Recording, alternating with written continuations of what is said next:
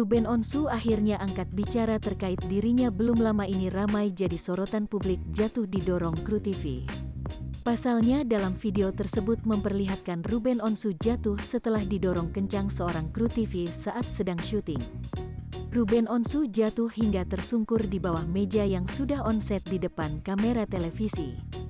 Video tersebut sontak viral di media sosial hingga menuai berbagai komentar warganet. Menanggapi hal tersebut, Ruben Onsu akhirnya angkat bicara. Ruben yang nampaknya tidak mempersoalkan kejadian tersebut.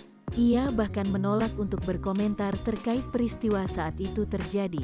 Menurutnya masalah tersebut tidak perlu dibesarkan, apalagi kesehatannya saat ini belum benar-benar pulih. Dilansir YouTube Sambel Lalap, Senin, tanggal 11 Juli tahun 2022.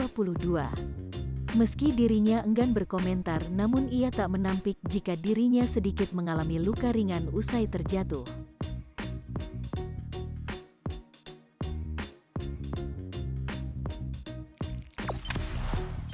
Jangan lupa subscribe, share, komen, dan like ya!